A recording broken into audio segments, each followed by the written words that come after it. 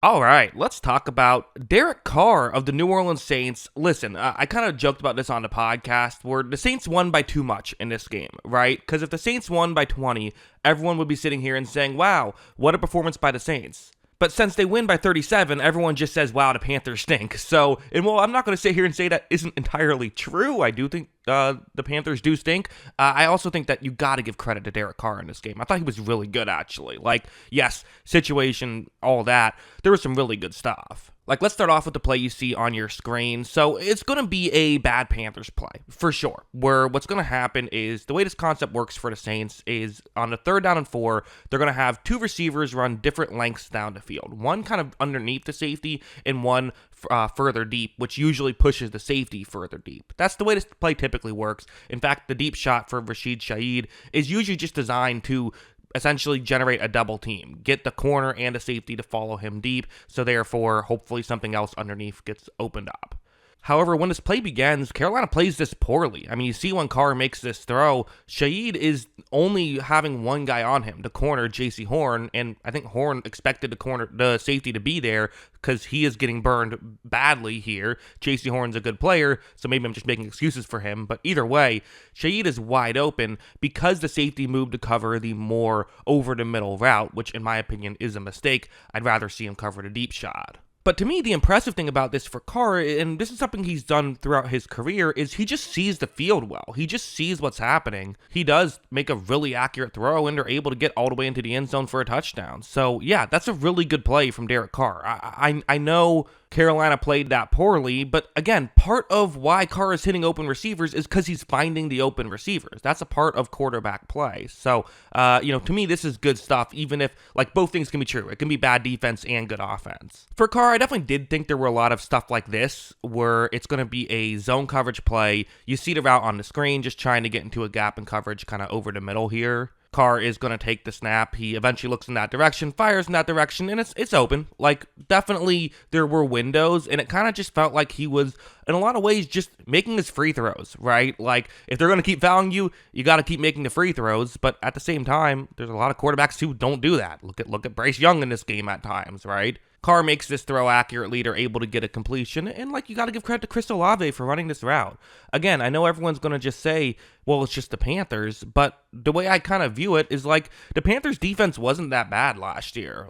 Their offense was atrocious, but their defense was okay. So I think you do have to give credit to the Saints. Say what you want about how bad, whatever this is. But we talk about how bad Washington's defense is and how great Tampa Bay looked in that game, they scored 10 less points than the Saints did here. And I know it wasn't all, there was this long kick return and all that, but still, or I think it was a punt return, but still, a lot of it was the offense. And even a play like this, again, okay, some of these plays were lower degree of difficulty. I don't disagree, but then there was stuff like this where it's a zone coverage concept, and the way this play is supposed to work for the Saints is multiple receivers will run kind of more over the middle, essentially trying to push the Carolina players who are in zone, get them to follow those 2 routes. And then Taysom Hill, who's in motion from the offense's right to the offense's left, can hopefully get open in the corner of the end zone. These routes are often hard to pick up. Motion just confuses you as a defender because, pre-snap, you're looking at who you're probably going to have to cover, and then all of a sudden things change. You got to communicate quickly.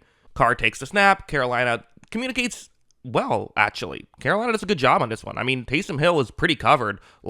Okay, we can sit here and say those other plays were open. This one is not, and it's not going to be a completion. But look at this throw from Carr. I mean, that is a thing of beauty. It wasn't caught. It was good defense, and he still almost made it work. I mean, that's good stuff. So, again, we can sit here and say all we want about the Panthers' defense, but, a good throw is a good throw. That's a good throw. This play was incredible, where what's going to happen is it's going to be a designed rollout towards the top of the screen for Carr. It's going to run a play action with Kamara. Kamara's going to run towards the top of the screen as well. And really the tight end's route is the one Carr is going to look towards. However, again, on this one, Carolina plays this well, has the route that Carr wants to look towards just covered. Carr is telling his tight end, run towards the bottom of the screen. Well, he's probably not saying bottom of the screen, but run to the offense's left, right? And you see why. There is a window there. The issue is that it's kind of hard to get this communication through, and also number two for the Panthers is going to do the smart thing here. He pushes that player out of bounds, which then means that because of that, which you're allowed to do it, Carr's outside the pocket, so you are allowed to push someone out of bounds. He can still reestablish and then make a catch, but then he has to reestablish. It's just a lot more difficult. However, a different Saints player has read this, and he's going to where Carr was telling the other guy to go to. Because of that, Carr is able to make this throw a really accurate throw, and they're able to get a touchdown there. I mean, that's good stuff there by Derek Carr. And again, this is the making a play happen. And, for Derek Carr, I don't know if he's often considered as like a playmaker, but he is capable of doing this stuff. He is, and this is a great example of like making something happen that wasn't originally there. It's really good stuff. And also give credit to Foster Moreau, the former teammate back when he was with the Raiders. Him and Carr were teammates, and now making a touchdown with the Saints. Kind of a cool story with him as well. So yeah, good stuff.